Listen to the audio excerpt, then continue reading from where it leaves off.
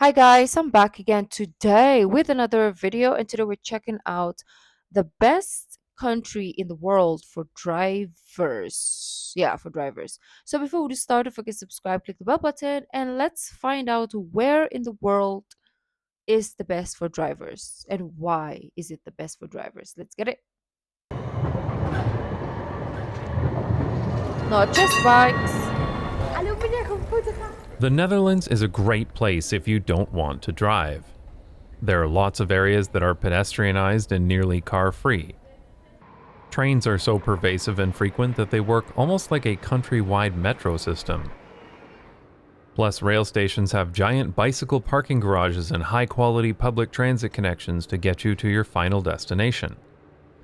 And there are bicycle paths almost everywhere. In many cases, cyclists can take the fastest and most direct route to where they're going, while drivers need to take the long way around. I get a lot of comments on this channel by people who say that they love cars and would hate to live somewhere like this. But what they don't realize is that driving is awesome in the Netherlands. This summer, I traveled to Canada to visit family, and I did a lot of driving while I was there. After almost 2 years away, it was a real shock to go from the comfortable, civilized driving experience in the Netherlands to driving in Canada. It made me appreciate how good we have it here. I'm not the only one who thinks this either. Take for example the YouTube channel Kurleem, an American and self-professed car guy who lives in Amsterdam and has made several videos about how much he prefers driving in the Netherlands compared to places like Toronto or his home state of Florida. And yet, Florida is a state that is infamous for how car-centric it is, and how hostile it is for pedestrians and cyclists. It should be a great place to drive, but it's not.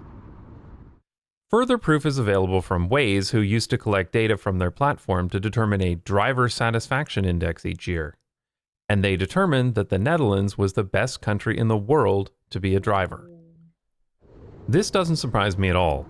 Driving in the Netherlands is so pleasant.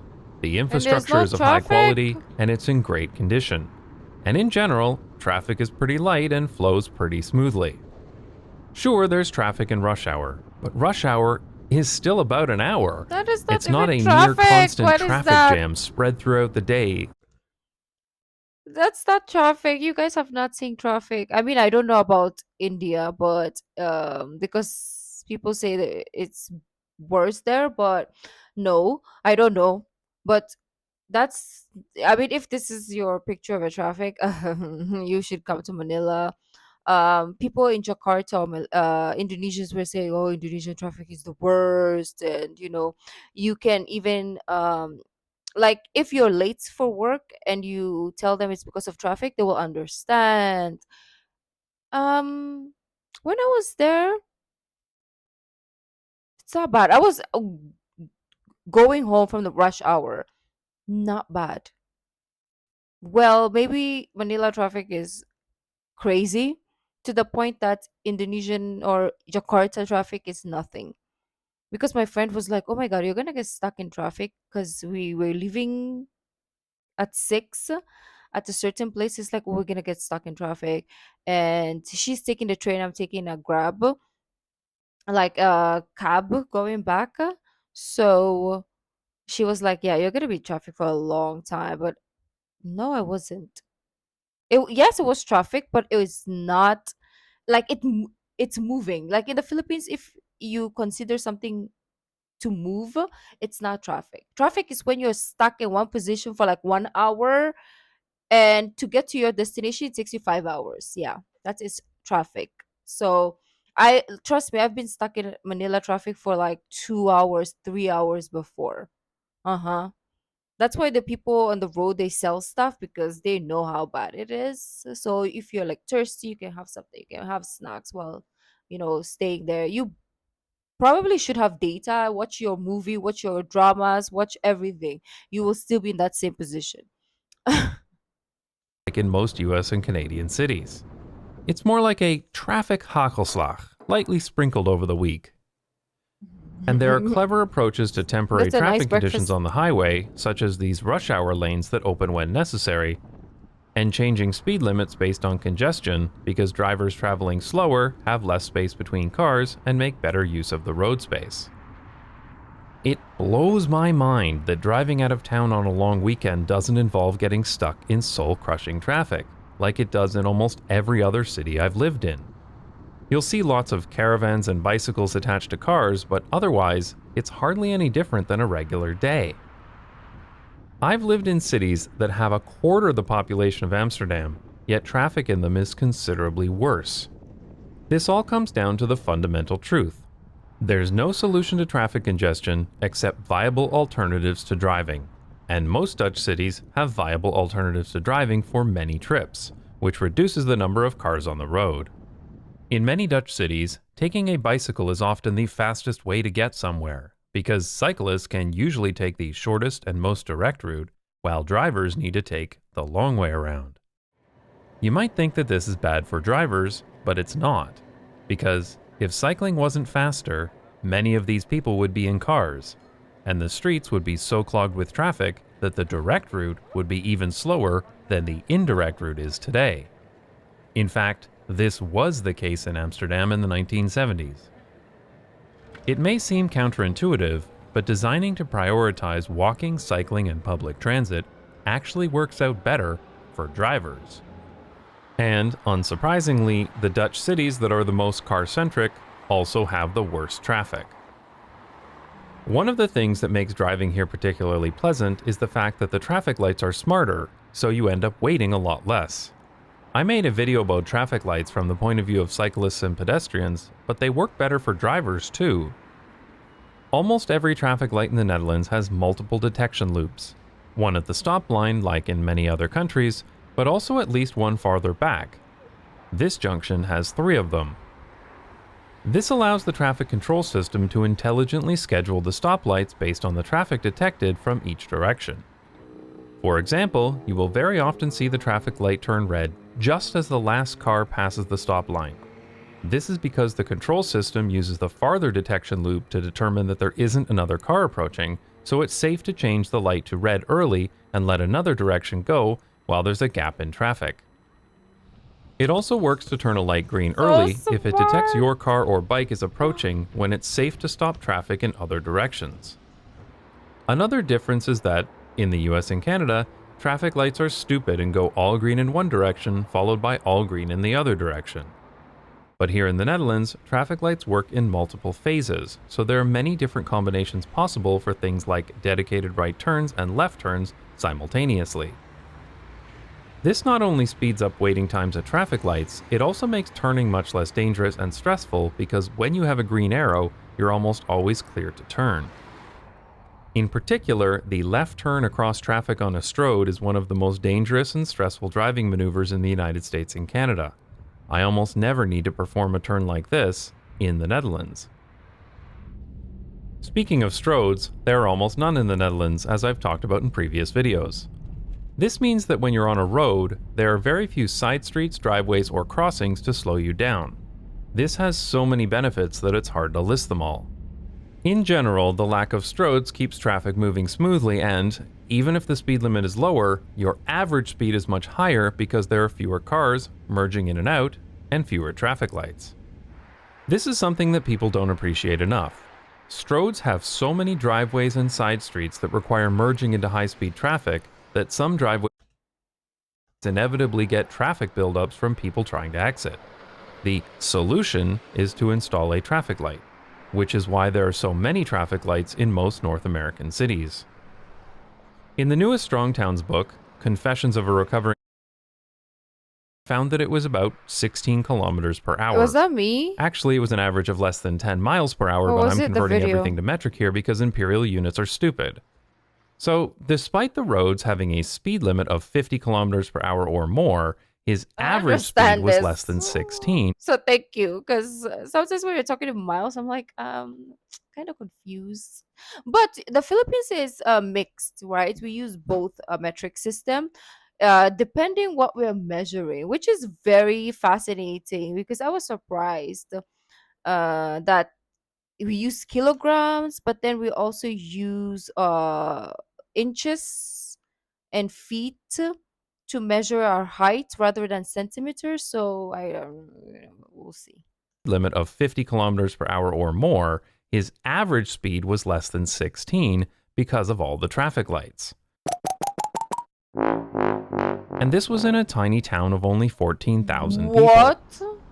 Incidentally, 16 kilometers an hour is the average speed of a cyclist in Amsterdam, because bicycle routes are designed to avoid traffic lights and to keep cyclists moving. This really shows you how backwards American traffic engineering is when the average speed of a car in a small town in the US is the same as a bicycle in the largest and busiest city in the Netherlands. I had the same experience when driving in my I don't hometown know this if summer. this is my I was constantly sitting at red internet lights when or- I was driving simply because there are so many of them. And if there aren't traffic lights, there are stop signs. So many Okay, so I stop think it's signs. the video. Sorry. Instead of designing proper traffic calming, North American traffic engineers just put stop signs everywhere to slow down drivers. I already made a previous video about why I hate stop signs and why they shouldn't be required at all, especially for cyclists. But yeah, it's so nice to drive through the Netherlands and not see any stop signs at all. And the very, very, very few times you see one, it's actually necessary. Of course, there are many intersections with roundabouts too, which is even better. Then there's almost no waiting at all and traffic flows even more efficiently. Though roundabouts can get backed up if there's too much car traffic, so they don't work everywhere. Of course, the Dutch have a solution for that too, which is turbo roundabouts, but they deserve their own video someday. I would gladly take a road with a lower maximum speed limit if that road design means that I achieve a higher average speed, and that is exactly what I experience driving in the Netherlands. I made a video about speed limits recently, but what's relevant here is that speed limits in the Netherlands mostly make sense. Different streets with different speed limits are designed differently, so you rarely need to check your speed. The speed that feels right on a given street is usually the correct one. When I was driving in my hometown this summer, I was constantly needing to check what the speed limit was, because everything is designed like a giant strode, yet the speed limit could be anywhere from 40 kilometers an hour to 80 kilometers an hour with no difference in road design. Another factor that makes driving in the Netherlands less stressful is that the drivers themselves are better. There are many aspects of this, such as stricter licensing requirements, but I believe the single most important factor is that, in most Dutch cities, there are viable alternatives to driving. This means that the only people who are driving are those people who want to drive or those people who need Who to are drive. good also. Most people who live in a Dutch city can make many trips by walking, cycling, or public transit. Even if somebody drives to work, they may still get their grocery shopping by bicycle, walk to a doctor's appointment, or take public transportation to a football game. In particular, shopping by bicycle or by walking is a very low-stress activity, and it's usually done when you're on the way home from somewhere else, so it doesn't even feel like a chore. In car-dependent places, you need to drive for everything, so even the most trivial of errands like buying a bag of milk feels like a trip. Not only does this result in a huge amount of excess cars on the road, contributing to more traffic, it also just sucks to do. It sucks to have to get in your car and drive in traffic to do normal everyday tasks like going to an appointment or feeding your family. Some people may like cars, but driving in this traffic is not fun. So when you get a whole city of people who are forced to do something that sucks every single day, you get a lot of pissed off people on the road. That's not to say that there are no assholes on the road here in the Netherlands. I mean, they sell a lot of Audis here too. But there simply isn't the same level of angry, distracted, or bored drivers that you have to contend with in a car-dependent city. This contributes so much to making the driving experience more pleasant here. And this is even more noticeable when walking or cycling because you're not dealing with hyper-aggressive impatient jerks every time you encounter a car. Of course, it also helps that conflicts between drivers and cyclists are kept to a minimum in the Netherlands, either with protected bicycle paths or by providing totally separate routes for bicycles. This also makes it less stressful to drive because, despite there being so many cyclists in the Netherlands, I find it much easier to avoid people on bicycles when I'm driving. Most people want to avoid hitting pedestrians and cyclists unless you're a pickup driver in Houston or something, so having fewer points of conflict with people outside of cars makes driving easier. Another thing that makes driving great in the Netherlands is that the road infrastructure is of extremely high quality and it's exquisitely maintained. Seriously, I've been living in the Netherlands for 3 years now, and this is the only bad pothole I've ever seen. It was so notable that I went home to get my camera to film it. This blows my mind. Maybe There's Netherlands a like, lot hey, of we myths don't, about where we potholes need come to. from, but when you boil it all down, they're caused by two things: lots of heavy vehicles and insufficient Mm. maintenance. The They're like, we formation need of to keep potholes it can be sped up a lot by freeze thaw rough cycles, so but that this they don't only think we're happens if water perfect. is allowed to enter cracks in the asphalt or if there is poor drainage of the road. If cracks are filled promptly and water is not allowed to penetrate, then potholes are much less likely to form. Look at any list online of the worst roads in Oh, that's America, and you'll see nice. sunny places like Honolulu, Los Angeles, and Baton Rouge right alongside New York, Cleveland, and Philadelphia. The fact is, when your city is built only for cars and trucks, you're going to have a lot more car and truck traffic. And as Strong That's Towns has why. taught us, if your city is made up of sprawling car dependent infrastructure, then it's not capable of financially sustaining itself. This is ultimately the real reason why the roads are in such poor condition in many other cities. There's just too much asphalt and stormwater management infrastructure per person to properly maintain it all. This leads to the sad irony: designing your city only for cars makes the roads worse for drivers. And then there's the issue of tax. Drivers simply do not pay the full cost of the roads, period. This is especially true in the United States, where the federal gas tax has been the same since 1993 at 18.4 cents per gallon, while the number of miles of asphalt and construction costs have skyrocketed. But that's a larger topic that deserves its own video someday. And finally, driving in the Netherlands just looks nicer too. You wouldn't think it makes a big difference, but it does. It's so much nicer to drive along a road like this than a strode like this. This is like the origin of the parkway concept. Just as people like taking walks in parks, mid century traffic engineers thought that people would enjoy going on drives along parkways. So many parkways were created in the US and Canada as a place for leisure driving. Of course, due to induced demand, those parkways became more like parking lots. Trust me, I did not enjoy taking the Don Valley Parkway to work every day. I don't particularly like cars, and I treat them like any other kind of tool. Car enthusiasts are really bizarre to me because it's like being a power saw enthusiast. I mean, yeah, they're pretty cool, but I really don't care about them unless I need to cut some wood. Now, power washers, on the other hand, are something I could get into. So if the Netherlands can make someone like me appreciate driving, then it's really impressive.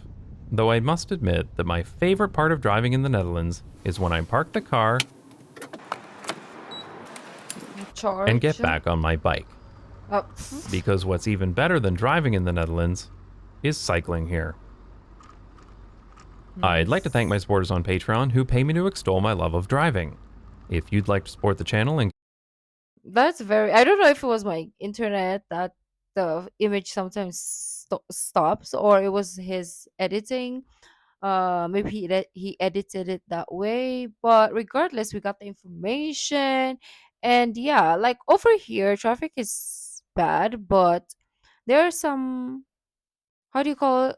We call it skyway or something, where you pay fees to use the skyway so that you don't get stuck in traffic. So obviously, people who have money will use that. Um, Public transportation obviously will not use that. So if you're in a public transportation, you're gonna get stuck in the crazy traffic of Manila. Other places in the Philippines do have traffic, but it's not as bad as of course, the capital, right? But yeah, I wish it wasn't like that here in my city because it's a small city, and yeah, the roads needs to change to make bike lanes so that people use this bike, because this is like the best place to bike. Maybe not really because it's mountainous, but when you're in the center of the city, it is the best place because it's like lovely and it's not always like hot, so you could bike around. But I mean, there's not a lot of um pedestrian, how a sidewalk in a way. So how much more a bike lane? There are I was walking around and I noticed stuff more because of the videos that we do. There are sidewalks, okay? There are sidewalks in most places, and I fail to recognize that because it's always parked, like there's a car parked there, or there are like vendors, or there's like a store that has extended itself to the walkway, so I don't necessarily acknowledge them. I just realized that while I was walking like the other day. I was like, huh, we do have sidewalks. It's just that it's always full, so I never realized that we had sidewalks, but we do. But and most of our sidewalks are elevated to the side, obviously. Yeah, I just realized that most of our sidewalks are a little bit elevated to the side, if not a lot elevated, actually. So you need like a full step to go onto the sidewalk, but most of the time it's full of cars and stuff. I mean, the less elevated sidewalks are parked by cars. Cars are like parked like that. You know how the park like on the sidewalk half, and then the other half is on the road. That's how they're parked. And if it is like a very high elevated sidewalk, it's usually vendors or like stores or shops have extended themselves to the sidewalk. So it's crazy. But we'll see in the future. Thank you guys for joining me on my rant as always and forever. And yeah, I'll see you tomorrow. Bye.